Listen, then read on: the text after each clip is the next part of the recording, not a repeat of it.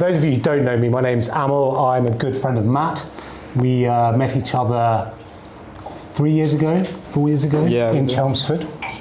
And Matt and I have a podcast partnership that we work together on, and we get to spend a lot of time with each other. And part of that time has been spent talking about this book, which has been an absolute joy to see from seed to completion to now launch. Yeah. Now, quick show of hands, who's read the book? Hands. Okay, who would recommend the book of who's read it? No? There were less hands that time. Yeah, who put their hands down? No. So this, is a really, really important piece of work. The imagination is something I've been thinking about for quite a few years, and to have someone to put it to paper who I know well from a very personal perspective has been something that's sort of very moving for me to witness. So I'm just going to spend a little time talking to our beautiful man here, Matt, about this process. So Matt, can you just tell us, when did the idea come to write this book? Was it the imagination, or did you want to write a book first and this was the answer? So, firstly, it's very humbling to have all of you people here, and I'm unusually, probably for me, quite nervous about sitting in front of all these people. But yeah, thank you so much for coming.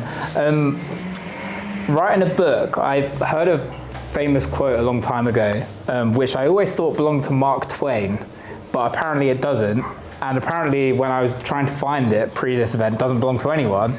So I'm assuming that I made the quote up, or someone else told me it. But the general premise is that you write a book for mainly one reason, and that is to show your English teacher from school that you can. And that's it.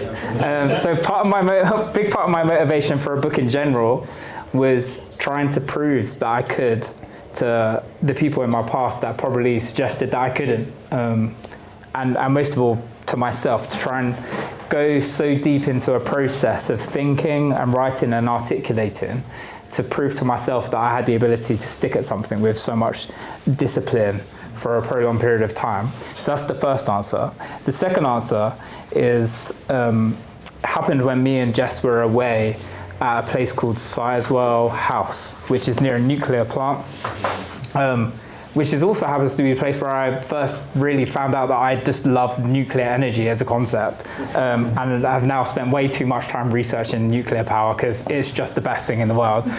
If anyone's scared of having a nuclear plant near their house, don't be, it's the best. But I was asked by a young man there to pray for him. It was a Christian retreat, and he said, "Can you pray that God takes away my anxiety, please?" And I was like, that is a very reasonable request of anyone. For anyone that's experienced anxiety, all the way from a sleepless night through to 2 weeks in bed, unable to move, the prayer or the ask, "Please take away my anxiety," is something that you reach for, and sometimes desperately reach for. And I was like, well, of course I'll pray for you to have your anxiety taken away. But then a thought struck me. And I was like, I wonder if God were to remove, should there be a God, anxiety, would it mean removing something else? And in a sense, I started to question, is anxiety the product of a muscle which is being used badly or mismanaged? I was like, so what would the muscle which creates anxiety look like if it was utilized and managed really well? So I began this process of exploring, actually, maybe anxiety is, in part at least, and there's lots of chemical processes and life experiences that inform the way that we have anxiety. But I started to explore the question, is there something that I could ask of myself?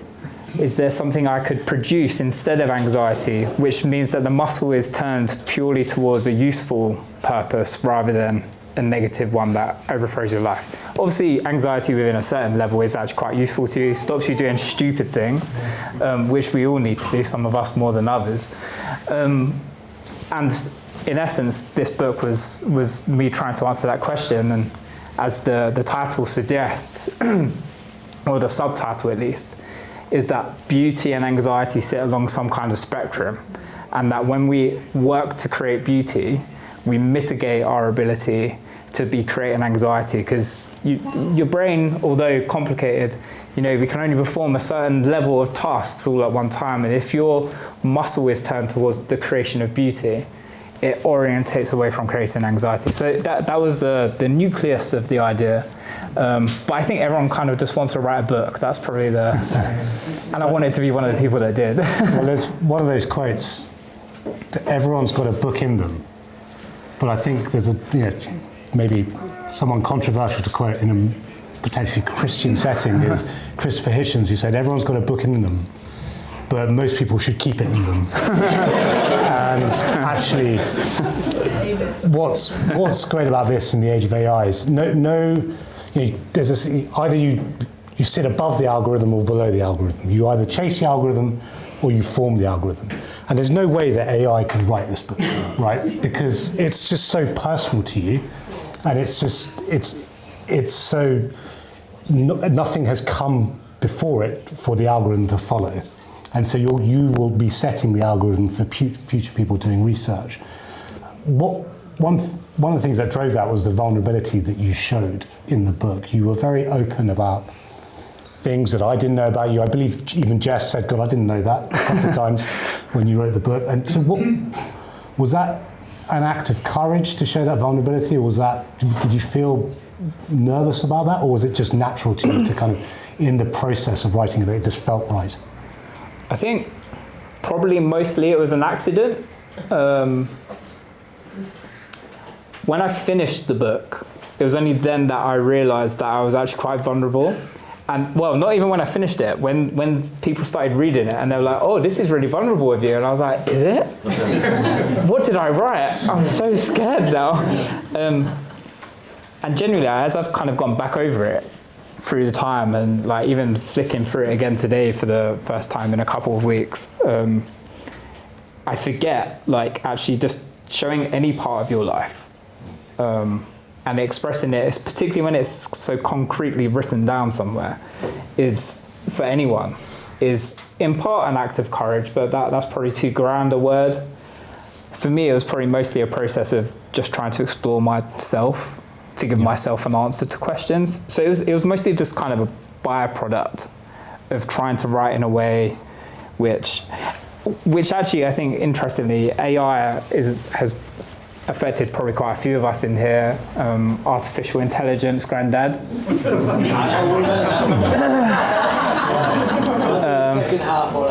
You do the second half on AI. Second half on AI coming up from Don Cooper, Fire Marshal of King George's Court.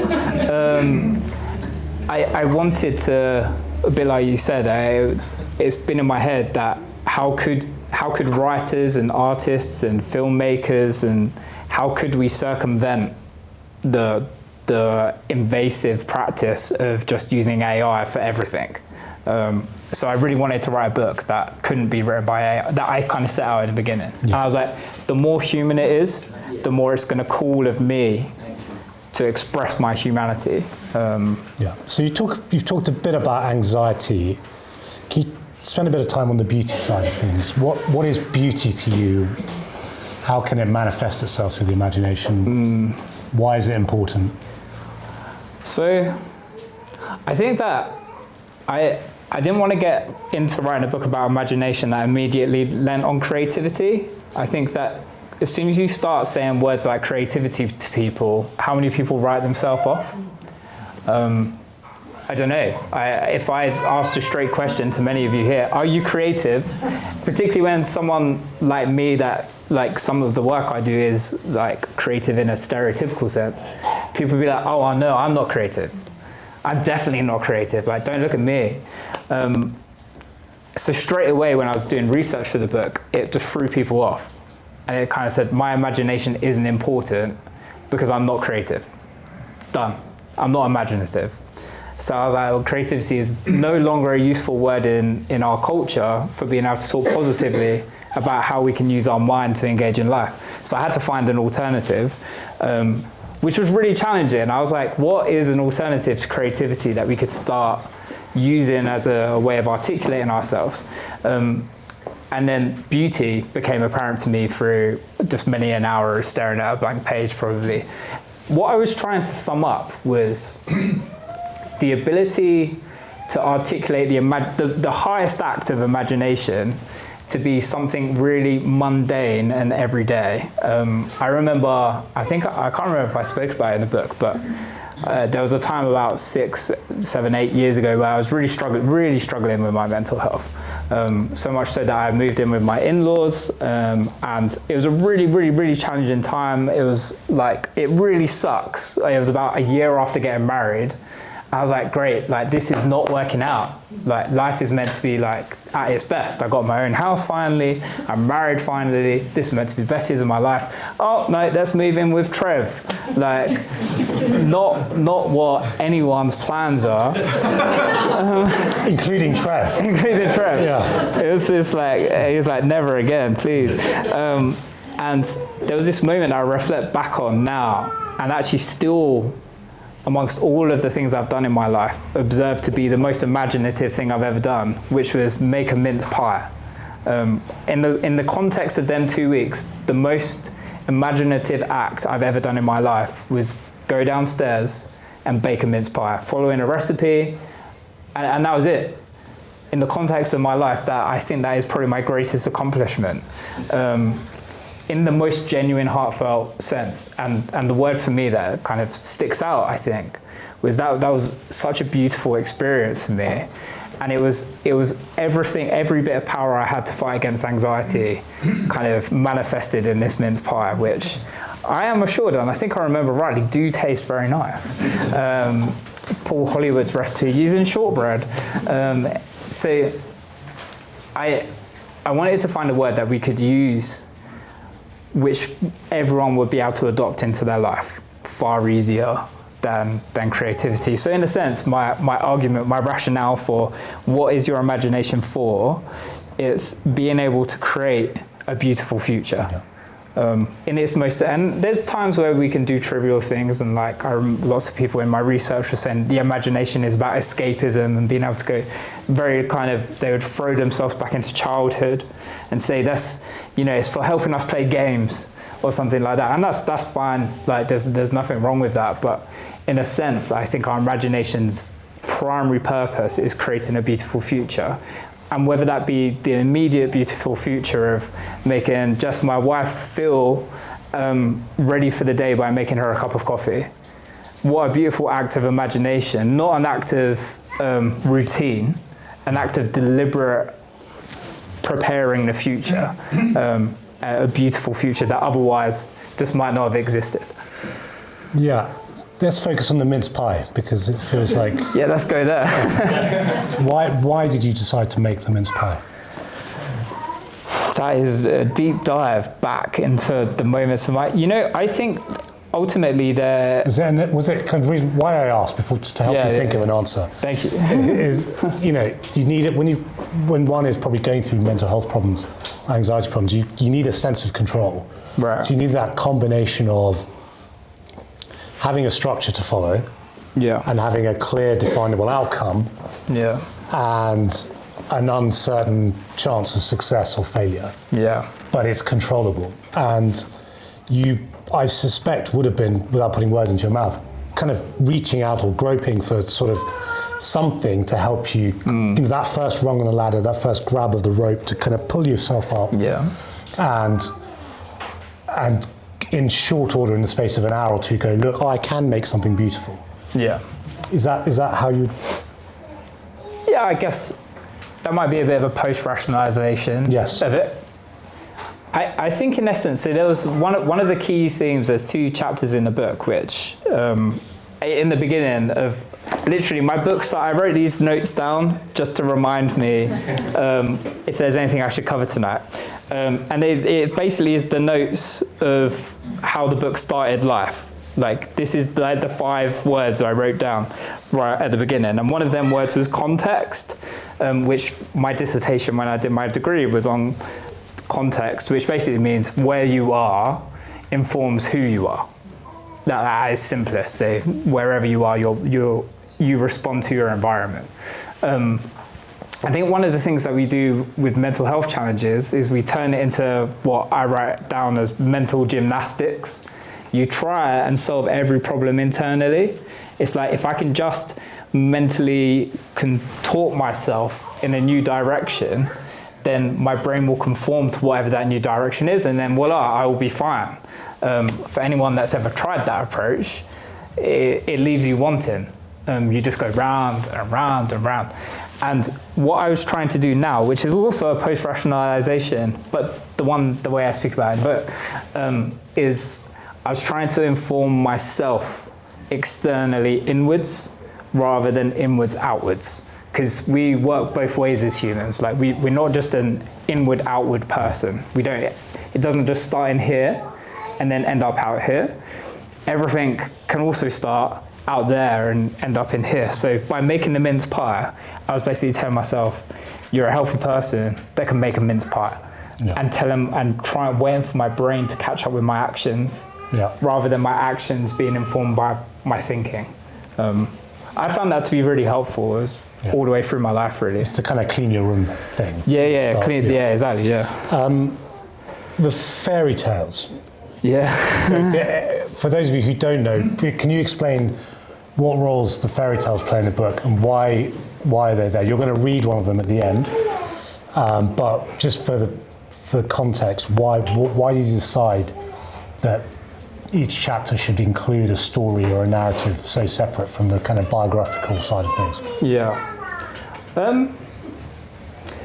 In essence, there's two reasons. There's like an interesting reason, and there's like also like a real reason. The real reason is Jess told me to.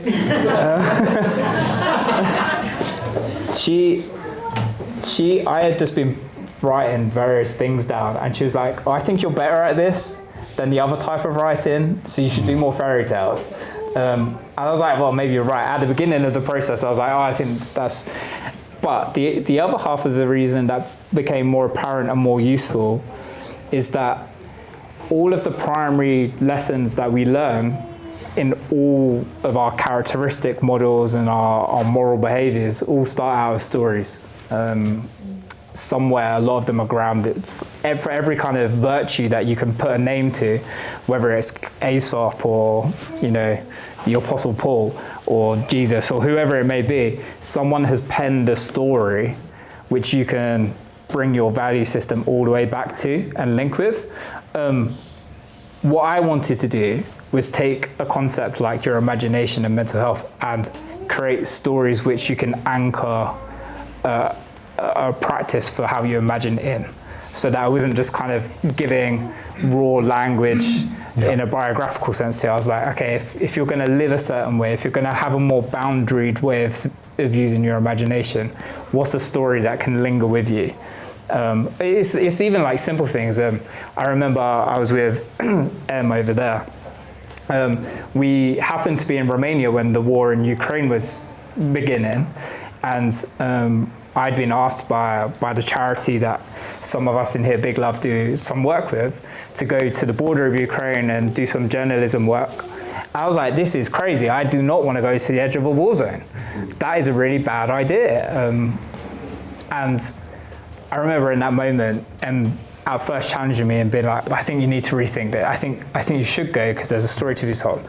And what I found myself doing is like telling myself the story of David and Goliath in my head.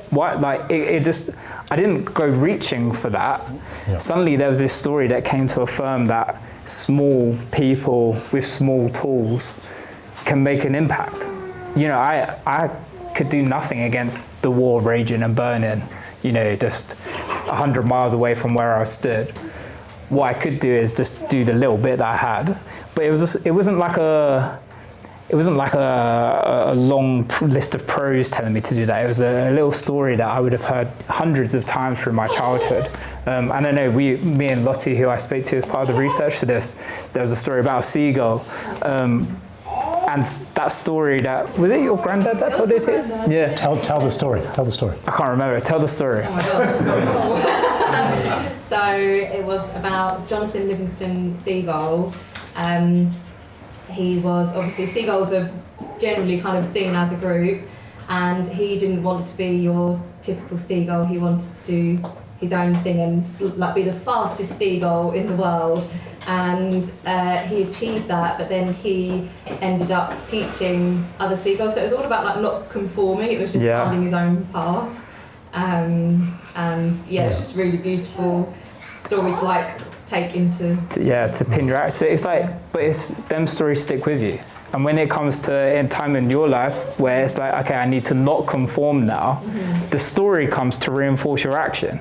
So I wanted to write some stories that could reinforce decisions that we were making. Well, it was, I think, in the book of Matthew, the Gospel of Matthew, where good name, strong name. But Jesus was asked, "Why do you talk in parables?" And he gave the answers, because those who do not see will need a way to be shown. And it's been as old as time. The actual book itself, in terms of the kind of the tactile touch, feel, look of it, it's a thing of beauty in itself. So for those of you who haven't seen it, there's some illustrations in there as well. I'm desperately trying. I seem to be missing every illustration that's coming up. They're all behind you. They're all here. So let me. Well, not all of them, but some of them. Let me give one, for example.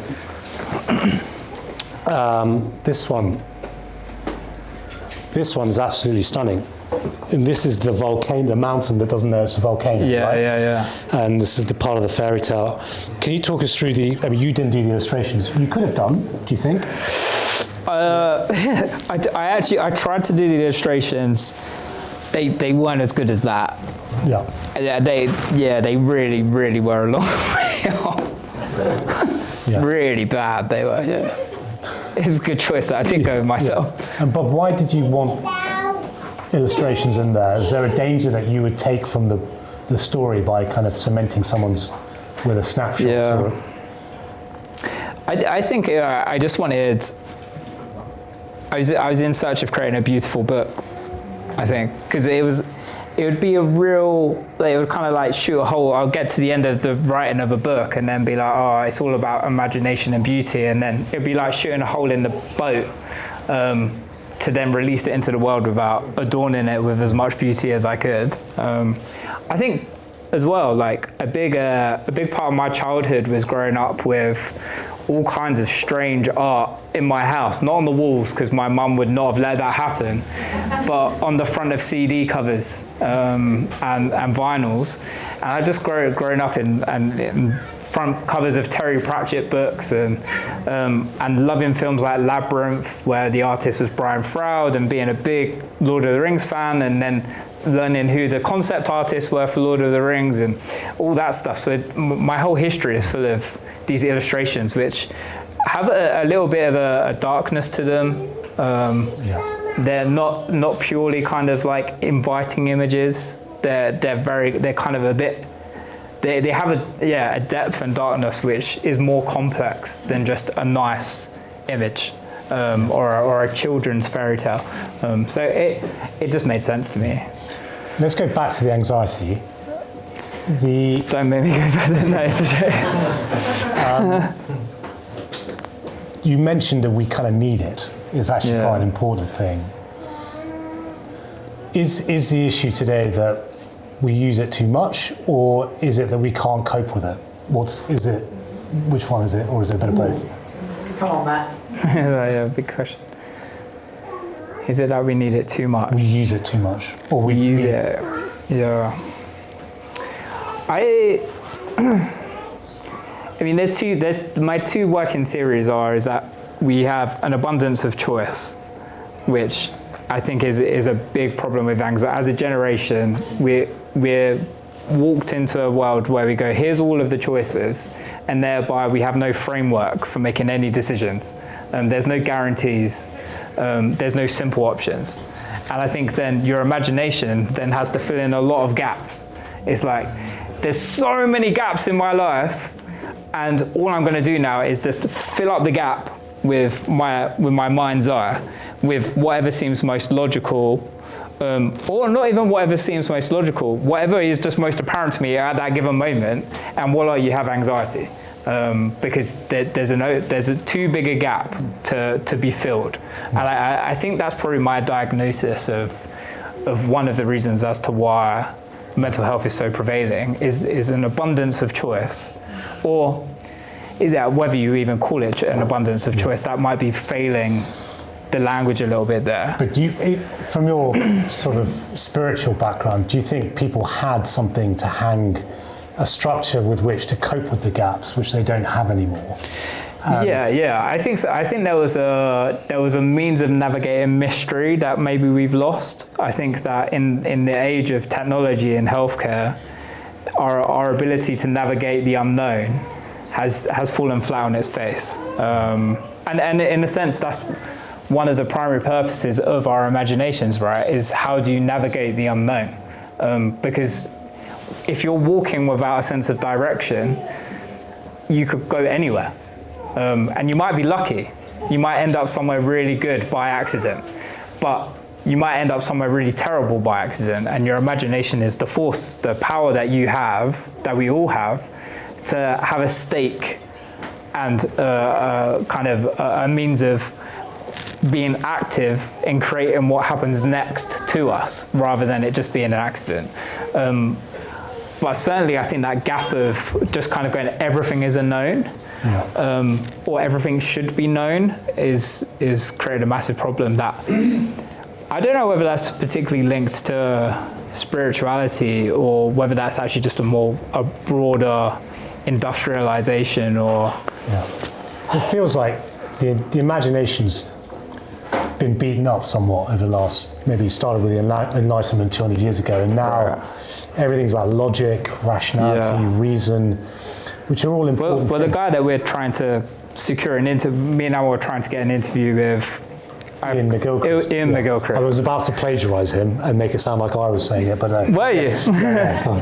So we're, mind you, he's like a 12-hour drive away, we figured out yesterday. Yeah. So the logistics of interviewing, it's Ian. I always forget what brother it is. Ian is a 12-hour drive to Scotland, which I'm not sure either of our wives would be super keen on us doing, but a flight may be better.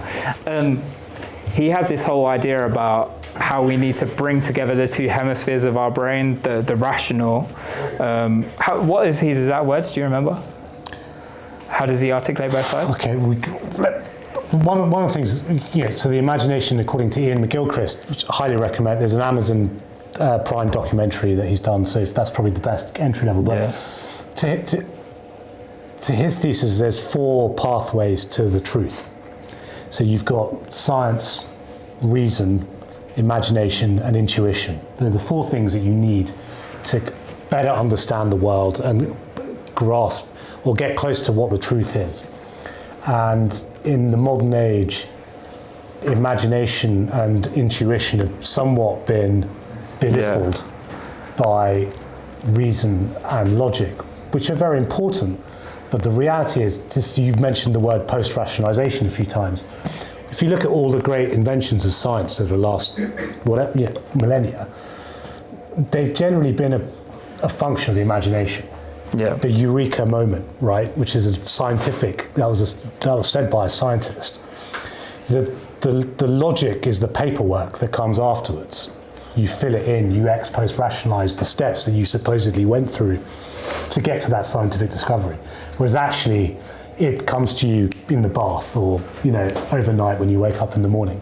And it just feels like the imagination, to me, why we've got a mental health epidemic is because the imagination is seen as a kind of inferior source of accessing or understanding the world. Yeah. So I leapt off of some of his thinking in terms of how we've abused that hemisphere of our brain, the imaginative. And when I was looking into it, I think one of the big diagnoses that I have given, in a strange way, to the way that we view the imagination, not the way that the imagination actually works, is that we have an overwhelming positive bias towards how our imaginations work. So if you say to someone, what's your imagination for?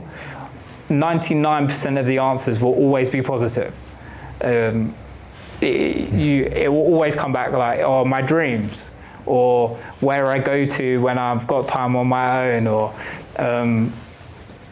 or even when you push it into like the business sector, creating new companies, creating art, all of these things, the positive bias of our imagination is your imagination never does anything bad or unhelpful. And that came up time and time again in my research. So that's one of the ways that I think that we view it. The second way is that we forget it and we kind of relegate it to childhood. So you go, oh, I don't even use it. It's not an important factor of my life. I don't, one of the descriptions I give to it is you go to the cupboard door of your imagination, you open it and there's cobwebs. Like there's nothing there to access. There's no new information. And both of them are actually really dangerous and unhelpful things, because what it allows is room for your imagination, again, to do things that you're not even really aware of that are happening. So when suddenly you're feeling really concerned about the weekend, and they're like too much about there not being food in your house because you haven't gone for a shop, or you're really fat and everyone thinks that you're like a really horrible person, and when I meet up with that person, they're just going to complain about me. That's all your imagination filling in all these gaps. It's working away, and all the time you're either going, well, it's not the imagination because the imagination only does positive things, or I don't even have an imagination anymore because I haven't used it since I was a kid. So you've left a massive system that's vital to your way of navigating the world completely unattended to. Like what Ian McGilchrist was saying, is that this unbelievably important function and way of us navigating the world, we've just relegated to chance, and that's it. Or as it only does good things. Yeah. So the book, I guess, in essence, is trying to say, what do you do in order to A, realize that it is there if you've forgotten about it, or B, what if it's doing stuff that's really unhelpful? Yeah. I'm going to open up to questions in a minute, but what I don't want is there to be an awkward silence and no hands raised. So start thinking of questions now, and I'm going to spend a couple more minutes talking about that imagination side of things. Do you think there's a kind of, there's a stated preference versus actual preference? So, we all say we want to get fitter, learn a language, an instrument, whatever, versus what you actually do. So that stated preference is that your imagination is, something positive. But the reality, what we actually actualize is pretty negative most of the time. It's fears, it's worries, it's the kind of darker side of the imagination that actually so we need to kind of build an imagination like a muscle, in fact, to kind of... Yeah, I think so. I think that is... largely, I just think it's been one of the words that's just been kind of used in a very small... In the opposite sense of creativity... Well, in the same sense of creativity, actually. Creativity has kind of been so narrowly defined that it's almost unhelpful or unuseful as a word. It's like, it means such a niche thing that it's now like, it's not helpful in defining something. The imagination has kind of gone so niche in terms of its articulation of what it does. It's like, well, either we need to restore the imagination back to the word so that we can begin to excavate and perform archaeology on this incredible resource that we have, or we need to find a new, different word. But I think the word itself is probably still pretty good. Is this the stonemason parable that we've talked about with the three stonemasons? Do you remember that? The cathedral. Yeah. Yeah, probably. Any questions? Yes. Have you given the book to your English teacher? Have I what? Have you given the book to your English teacher yet? I've been trying to find her. I've been really trying to find her, but LinkedIn is not going well. The teacher that, interestingly, I wrote about one of my teachers in my book, and lo and behold, I haven't seen him since probably the incident. So it's Mr. Wright. Mr. Wright. Yeah. Mr. Wright. You can tell I've read the book. And I came out of our house on last Sunday morning, opposite.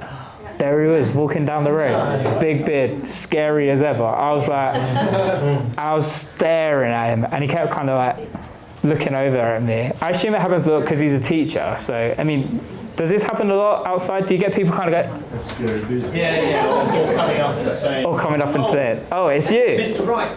And you're like, Oh, yeah, it's me. Anyway, So I was like looking at him, and he was like looking at me, being like, please stop looking at me. And I was too scared to go to him, but he was working there at the same time, so he might know how to get a hold of her. Okay. Probably not. He's probably worked with hundreds. That's hopeful, but I would love to. If anyone knows Mrs. Grew, that's all I have. So just remember the time and day She was that you were. so beautiful as well. Any other questions? Yeah, Matt, sorry. We'll take the lady first, and we'll go. Yeah. Sure. How did you find the writing process? Because I imagine it could be quite healing in some aspects, but also quite tough. I'll repeat Yeah. it for the mic. Yeah, so for the microphone, how did I find the writing process? At the time, I thought it was really tough. And I was a bit like, oh gosh, like what have I signed myself up for? What a terrible idea.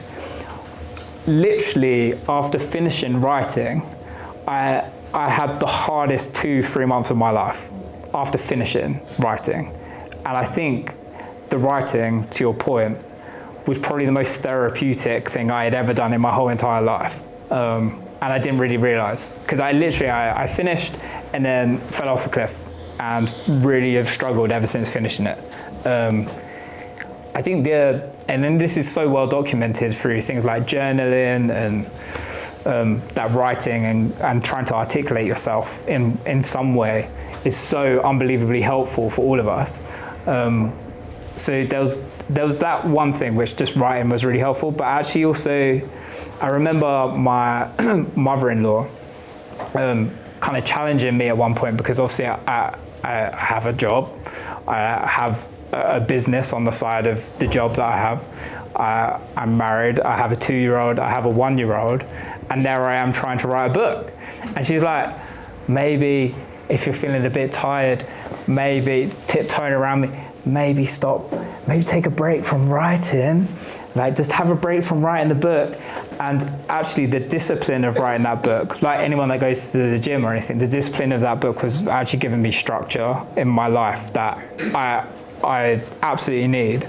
So without jumping 2 feet first into writing another book, which will take me another 3 years and put me and my family through the process, the quite intense process of trying to write something like this, I absolutely need to get back to writing. Question for Jess. Was Matt nicer to be around whilst writing the book or after? I'm ready for him to start writing again.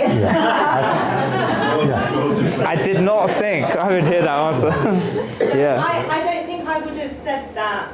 I don't think I would have had that answer when he was writing it, but I can see how it's so beneficial for him. Living with anxiety for Matt, writing has 100% been the best thing that he's done for anxiety, Yeah. definitely. So yeah, I'm happy for you to start writing. Yeah. But I think there's a difference between, I think there's a difference between, let's say, journaling, Yeah. that kind of, we've talked about The a reflection. Yeah. term called retard maxing, which we don't have to go into now, but we probably shouldn't. but the journaling or kind of introspection and thinking about things versus having a goal, Yeah. taking it step by step, getting to the end goal of finishing something, rather than the sort of writing for writing's sake. Yeah. Would you say that was a Yeah, there's definitely a important difference. Yeah, I think that for someone like me, and obviously everyone's different, there is not much need to give more time to thinking about myself and going over my thought life. Like, it's whenever I've been encouraged to go to a counselor, for example, I'm like, actually, you know what? I am very good at asking myself questions, and I'm good at asking myself good questions. And I'm very, very, very reflective. And actually, the antidote to my problem most of the time is stop thinking about the thing and just move forward and do something. Like, I don't need the questions to be prompted anymore. Yeah.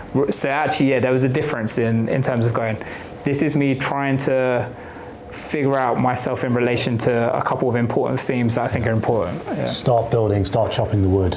start chopping the wood, start building a cathedral. Well, you asked the question that I was going to ask about journaling. Wouldn't that be as good? And you've answered it. Okay, good. Yes.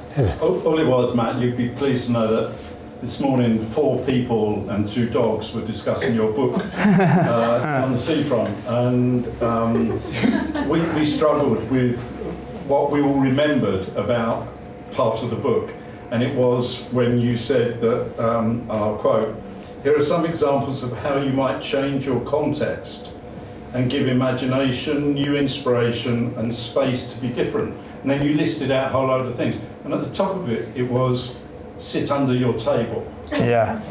And I took it, and this is a serious question, I took it metaphorically. Interesting. I'm not going to say who, but 2 others of the 4 thought it was actually what you had to do.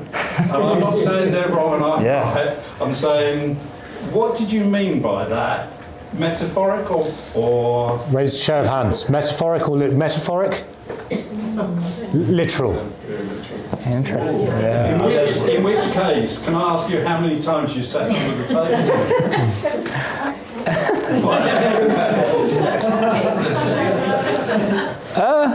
Okay. I mean, there's been a few times I've sat under a table. I did write it practical.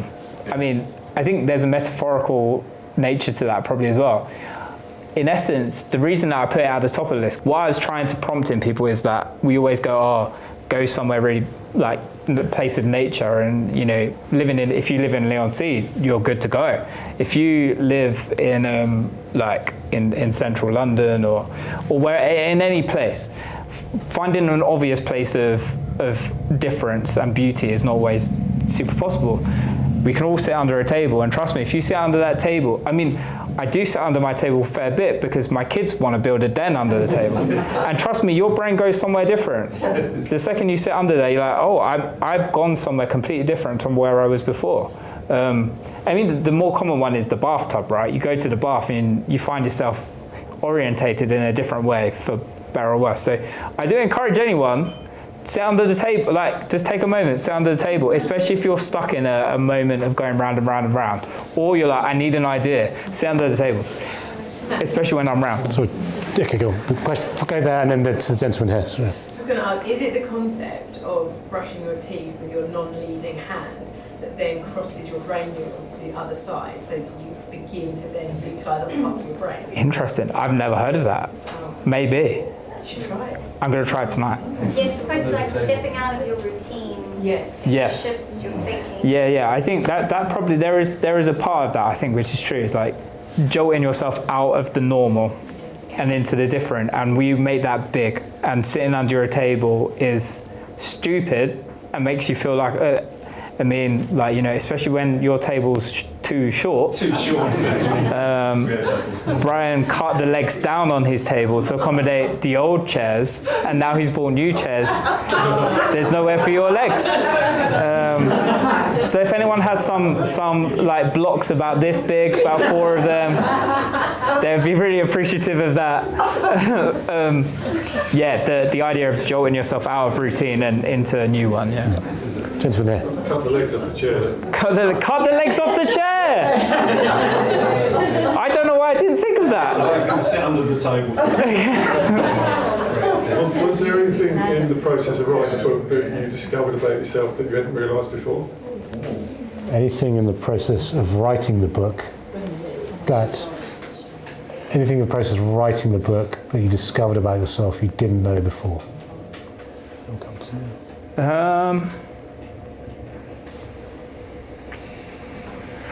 I think I have realised through, and this is not directly anything that I covered in the book, I've realised that I desire more than anything a peaceful life, and not a showy life, not a big life. I think I've realised that what I want is to sit under a tree watching my children playing, and being with my family and friends. Table or tea? Yeah, or under a table. I think that's what I realised mostly is that what I desire is a peaceful life, and that's it. Can I challenge you on that? You can. From what little I know about you compared to people in the You world. know quite a lot about. I know a lot, but I know there's people who, I guess there's people that have known me forever. Yeah, that's true. I don't know if that's true.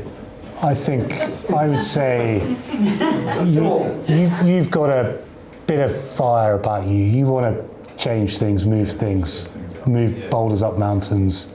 I don't think you're here for the quiet life. I think you're here to make a ruckus, improve people's lives, change. Would you really think you're in for the quiet life? Okay, so because quiet, you're conflating quiet with peaceful. Some of the most peaceful I know are the most outgoing, go for it people. Sure. So sorry, Matt, but I wanted to challenge that. Let me challenge the challenge. Let me challenge it. And then I will go to the next question. But you're a very kind, obviously, soul, but I would say by the act of writing a book is an act of kind of confrontation or conflict in some ways, because why would you write it if there was not something controversial about it? You weren't going to risk upsetting people. You're challenging a norm, you're challenging a certain pattern of thinking, which is going to be uncomfortable for people. You're going to risk upsetting people. And that's something, and you're taking those risks for a greater purpose. And that's not a very peaceful chasing exercise. It's an interesting, I guess you're right. I guess what maybe I'd articulate it like this, is that home is the most important. I realised that home is the most important thing to me, home in the metaphorical sense. And when my faith and then my value system calls me to step up and fight a battle, I do my best. So this is Abraham leaving the tent. You can't just then, God goes, go. I think, maybe that's the thing. Maybe that's the thing, is that my priority system got reshuffled. But maybe you're right, actually. There is and maybe you're right. We can both be right. Two things can be right at the same time. So, question here. Grandad. Matt, early on in your chat, you connected what you're doing with the power of memory. Has that had a great influence on you? And what do you think that does to you, the memories that you bring up in when you're doing this research into? This links into so much that we've been talking about, doesn't it? So the question for the recording is the power of memory. So interestingly, the sequel to this book. I don't want to write the sequel to this book. I have two in between, and then I want to return to this one. So a lot of what I've spoken about in this book has been imagination going forwards. I think there's room to think about how your imagination operates in terms of thinking backwards. What effect has that your memory had on that imagination? Right. Or do you have a dip down into your memory? I wonder. It's hard because in essence, I've always wanted to think of myself as, if I look back through my life, I've wanted to think of myself as some kind of like a hero in a sense. Like that's the lens I view myself through, is like this young warrior trying to go through the world and beat all the dragons. That's something that I think my parents will both attest to. Is like my life is one of like, I want to make a sword and I want to beat a dragon. And for me, this is probably this whole time has been still an articulation of a life living like that. The way I look back at, and the context I hold my life in, is one of, man, I've had lots of shit thrown at me. Excuse the French, Grandad. But I want to try and beat it. I think that's the answer, but I want to give more thought to that one. So you do know the hero's journey the whole point of the hero's journey is that you risk death, and you don't opt for the quiet life. So thank you for proving my point with that. Question. Matt, what's your dream going forward for the book? This is great. Good question. Dream going forward for the Dream book. going forward for the book. I think that probably, I was warned that this might happen, is that you'll become contented with your little group of people around you being impacted, and then you'll move on and you'll forget what you did, and you'll just start writing again, and you'll, in essence, you're kind of, this is all helping your case. What I want to do is fight for the language, carry on fighting for the language I think is really important that I've written down, and see it impact people outside of my immediate circle. So my dream in terms of practical sense is obviously not about money, is to get the book out there. And to try and help people. There's this girl that I met once, and I was speaking at a big youth festival, which both Dave and Katie go to, and I was running this venue, and we were there for 5 days. On the first day, there was like, I booked all these speakers, and I was going to speak on the last day, and I did that because I was like, by the last day, it'll be the most popular venue in the whole site, and I'll get to speak to all of the young people, and then I can be great. And it will just be the best. The first day, like 250 young people came to this venue. And I was like, oh, the worst damn speakers on the first day. Like, this isn't good, this isn't good. Next day, 300 people came to the venue. I was like, oh, they must have done all right. Next day after that, like 250, so we're back down a bit. Next day after that, 200, again, roughly. Fifth day, or whatever it was, like 12 people came. I was like, what? It's like, how did it? I had spoken on main stage the day before, so that might have really scuppered our chances. But these 12 people came, and I'm like, this really sucks. Like, I don't want it. But looking back, it was like just the best thing. And there was this one girl who was desperate to be a tattoo artist, and just always was like drawing on her arm and like drawing like dragons and like all kinds of fantasy creatures and stuff. And she was a brilliant artist. And when I got speaking to her just about the mundanity of her life and just the way that she saw the world, I was like, oh my gosh, like we're kin. Like, we see the world in the same way. I think we've suffered at the hands of the same enemies, and we've really struggled together. So the answer to your question is that girl and people like her who struggle with anxiety, but have a gift and or could have a gift in using their imagination to create a better world. I want to help people like her if I can.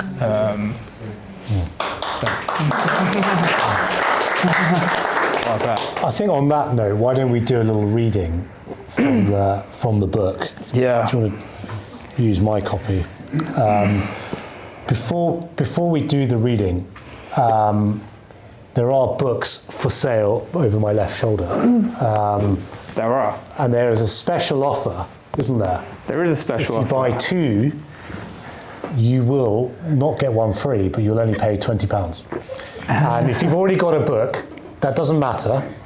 Buy two and gift them, because imagine getting this as a gift from someone, you know, from a friend of yours that's written it, or a family member. It'll mean that much more, and it'll kind of lay in their hands, you know, with real kind of sentiment. So we'll wrap up after the reading, I think, unless there's any final questions. Let's go on to the reading, Matt, and then sign some books. Sell some books. Sell some books. Yeah. If you want to buy 20, go for it. It's I'll do you a very special deal. This is good practice because I keep threatening, keep having to reschedule recording the ebook. In part because I've had a cold. John is producing my ebook and I keep cancelling on him. In part because I'm actually a little bit scared about reading aloud, which is not good when you've got to read 30,000 words. What are we? The fairy tales, Matt. I'm just looking for one. What one should I read?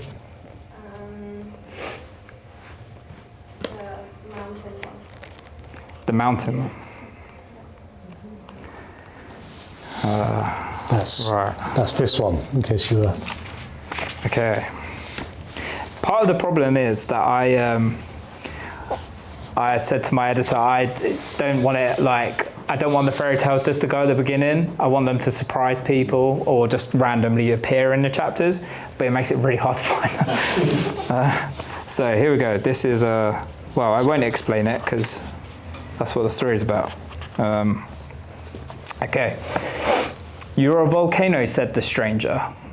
"Furious, patient, slow and impulsive." As you might imagine, this came as something of a surprise to the gentle mountain, who was quite content simply observing the world slowly dawdle onwards from his heavenly viewpoint. He had heard of volcanoes, even seen ash overhead, but never in his wildest imaginings had he ever considered that somewhere deep inside himself was a bubbling bonanza of boiling lava patiently waiting to spectacularly lava the surrounding area. A surrounding area that he had quite frankly become perfectly well acquainted with, even if it was in rather a tatty and distasteful state. The gentle mountain lived in a land knitted together by withered and dry vines, woodland that was hard and unfriendly, empty and dry.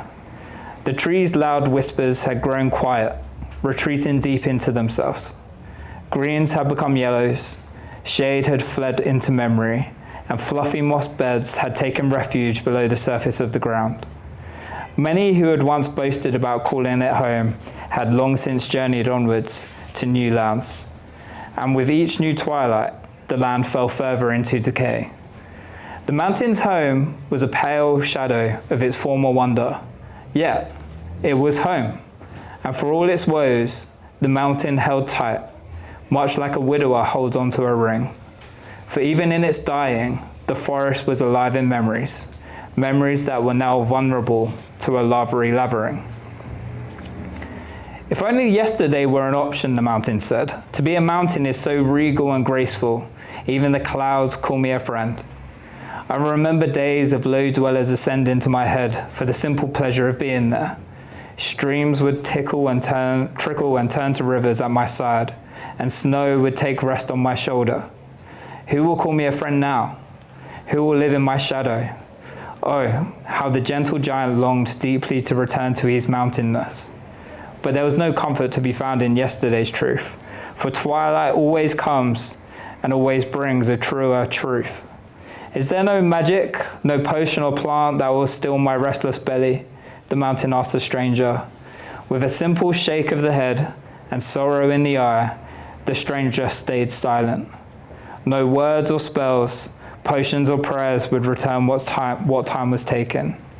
"Then I shall simply refuse," the mountain cried. "By pushing and pulling, squeezing and squinting, I'll never change. If inside chaos is the cost of remaining a mountain, I will choose that. No fire or heat shall leave the prison I lock it in." As the words left his mouth, and the mountain once again looked to the stranger, his passionate words and intentions began to float away. For the cost and pain of chaos, for but a moment, were already becoming too great. "To journey onwards is all we can do," said the stranger, "grieving what is lost, pursuing the beauty that could be. We cannot tell what is next. All we know is that it will be new, and new doesn't always mean bad." Suddenly, in a swell of courage, the mountain erupted, stepping into the new. Lava and rock destroyed all the mountain could see. Memory and tree, yellow and green, wrecked in the wake of the fiery rage. The mountain wept for yesterday and for now, consoled and held only by the hopeful presence of a stranger.